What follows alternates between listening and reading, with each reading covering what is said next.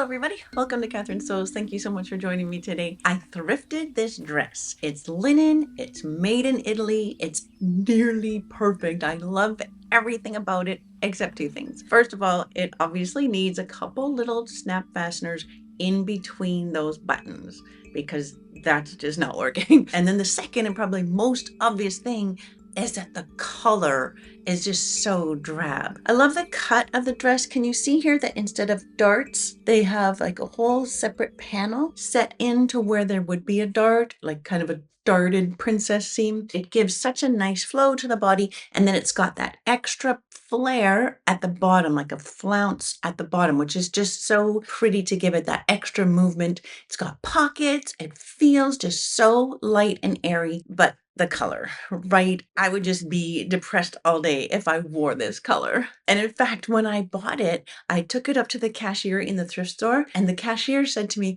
"Oh, I saw this dress and I love it, but I can't wear that color." And I said, "No, me either. I'm going to dye it." And she said, "Oh, I wish I'd thought of that." She would have bought it. So I'm going this weekend to visit my friend Judi on Vancouver Island. And when I go and visit her, we always just get up to so much fun, always doing something crafty and creative. And she has done a lot more dyeing than I have done. So I'm going to bring this dress with me, and we'll see if Judi and her partner Cotty have some genius ideas as to how I can transform this dress into something beautiful. So that sounds good to you. Let's get on a ferry and go to Judi's house. So these are my friends Judi and Cotty. They're so much fun to hang out with.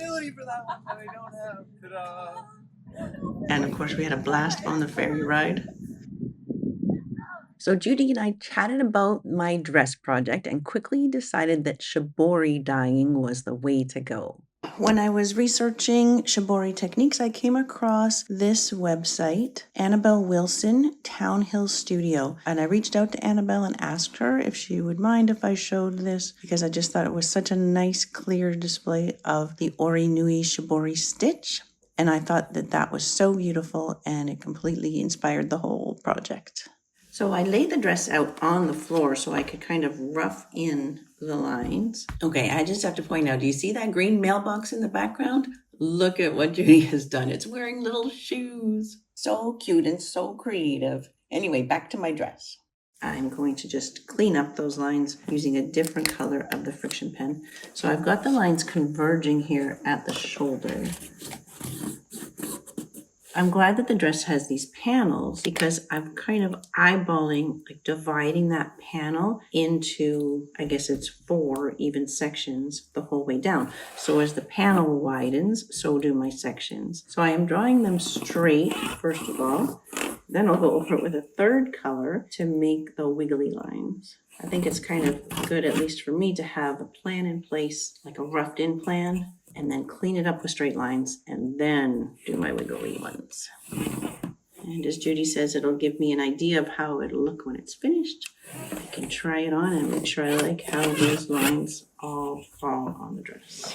So maybe what I need to do is make a little mark where those wiggles are going to cross my straight line, let's say every 2.5 inches.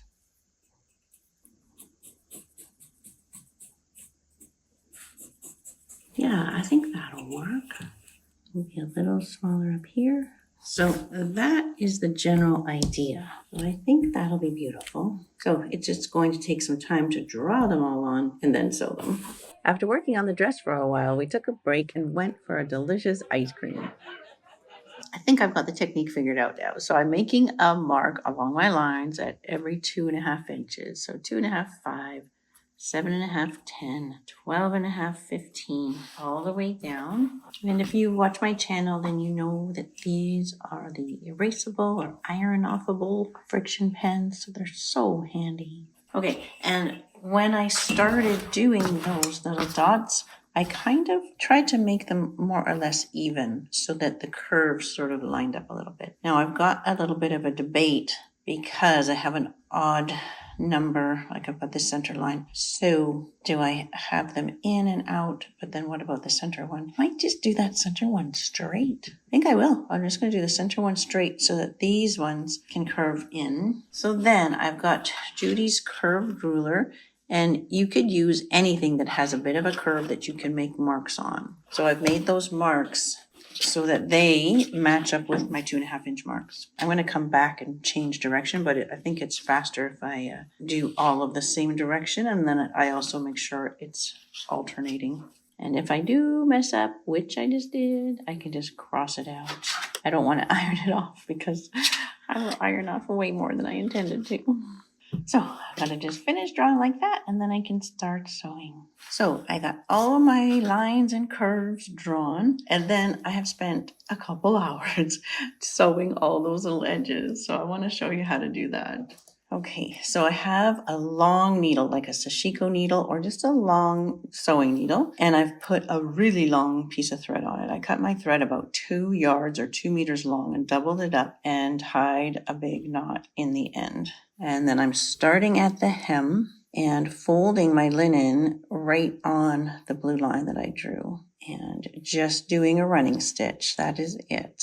But as you go on these curvy lines, you just kind of adjust your fold to follow the curve. And your thread has to be long because you don't want to tie off a knot midway. You want your thread to be able to make it all the way to the end of the dress. So you can stack a whole bunch of stitches on your needle, and I'm just keeping my eye on that very faint blue line to make sure I'm just folding on that. I've never become comfortable with using a thimble, but after hours of that running stitch, I've been trying to use a thimble on my middle finger there just because it was getting sore from pushing this needle through. But it's so awkward. It feels like I'm trying to hold a stack of books while I sew. So anyway, can you see here how I'm just curving my fold? And the linen will do that for you. It's going to give you a little crease no matter where you fold it, whether you're on the straighter grain or on a curve like this. See, the thimble falls off. So the stitches I'm going to say are 1/8 of an inch or maybe 2 or 3 millimeters long. By stacking them up on your needle like that, they do get to be pretty even. They're not perfect at all, but they're pretty even. You know, I'm letting them sort of gather up as I go, but I will definitely be pulling the threads up more when I'm done sewing. Before I put them in the dye vat, I'm going to be pulling those threads up pretty tight. So I'm finding that it's taking me about 12 to 15 minutes to sew each row. I've got, I think it's 25 rows that I'm doing. So that's, somewhere around 4 hours of in and out and in and out. So put on a good movie or 2 movies, I guess, and then just sit and do your running stitch and just keep folding along that curve. Okay, and then when I get to the top, then I'm going to take my thread, and I don't want to tie a normal knot where you're tying the knot to the fabric. I just want to have a knot in the thread. So I'll pull up enough that I can make a loop, and then I want to put my needle through that loop 3 times.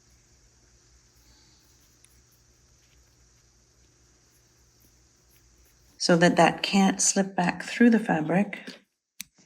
And I'm leaving that thread so that I can use that to pull it up later. Good. All right, just a few more lines to go, and then I get to finally try the dyeing. And then I'll use this RIT dye. I could use a traditional indigo dye, but that takes a long, long time, and this RIT dye is instantly available. So I've chosen the royal blue and for natural fabrics.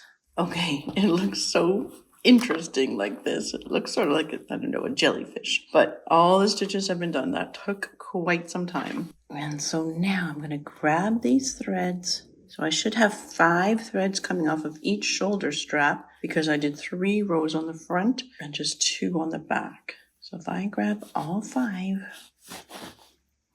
I should be able to tighten those all up. I don't know if it's going to work better to do 1 at a time. And then I've got 2 on each side as well. So 2 on the front, 2 on the back. So that's only 18 rows, isn't it? It's not 25, it's only 18. Not too bad. So I guess I just want to pull up each thread as much as it will comfortably go. I don't want to risk breaking a thread. Oh my gosh, can you imagine? That would be terrible. So don't even think of it as pulling the thread. Think of it as just holding the thread still and shuffling the fabric gently along.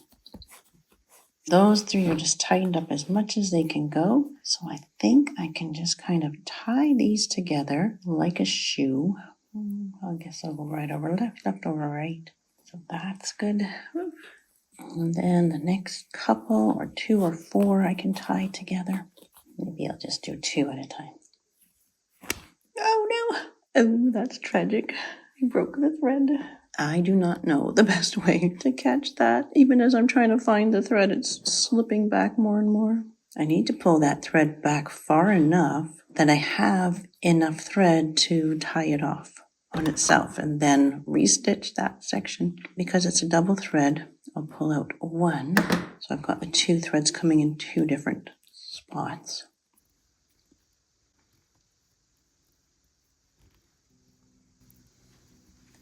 Few.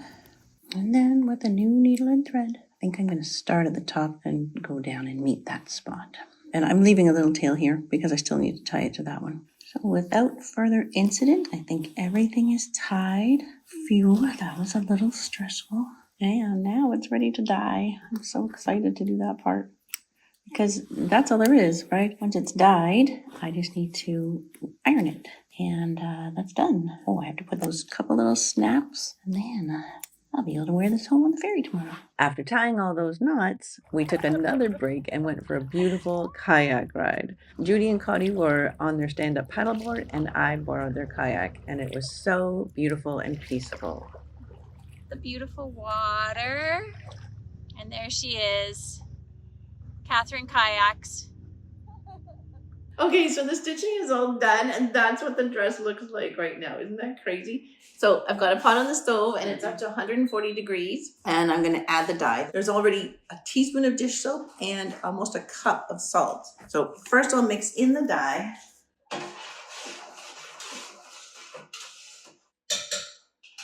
And then I have to wet the dress. Okay, so then it goes in, and then you have to keep it kind of moving for half an hour. Okay, so I'll set a timer for 30 minutes and then we'll pull it out. It already looks so blue, and that's only been a minute. So it's been half an hour and it looks really, really dark. Ooh, the water's so beautiful. So then you just rinse it until the rinsed water runs clear. Judi just stirred it for 30 minutes for me. Look at your hands. Oh, yes. Oh, I look like a dead person. Oh, well, it does say to wear gloves. So if you are like me and you just jump in with no gloves on and your hands turn blue, Judi had the best tip. Use a magic eraser. It got the blue almost entirely off my hands. So now we're about to snip the threads, but I'm so afraid. It looks to me like it's just all blue, like there is no pattern to it. Oh, look. It's coming. Okay. It's coming. Is it? Yes. Oh, it's good. Look. It's working. Oh, it is working. Oh, it is. Oh my gosh, it's going to be beautiful. Yeah. I guess we can break the thread. Oh, that's maybe the best way to just break the threads. Okay. Rip. Whoa, look at that. Oh my goodness, it's amazing. Can you see there? You might have to wait till it dries and Let's see. Oh, It's so pretty, Catherine. it's so pretty. Oh Wow. gosh. Wow. All that work. That was all Totally worth it. So even after all that rinsing at the sink, we put it in a rinse cycle in Judi's washing machine, and you can still see blue coming off of it. So the last thing I did was sneak in little snap fasteners just between the 2 top buttons. I just love the way the lines flow down the front. That's just so pretty. Okay, so what do you think? So pretty. It's so pretty. We both just love it so much. We've had such a good time this weekend. Judi actually got me out of the house. We went kayaking. It was so beautiful. Got this done, a couple other projects done, a couple that I'm taking home to finish for Judi. But this, I think, was so successful. So pretty. I love it so much. Yeah. Thank you so much, Judi. So now I'm going to hop back on the ferry and head home. So thank you so much for being with me right to the end. I always love that. And until next time on Catherine Sews, you take care. Bye. Bye.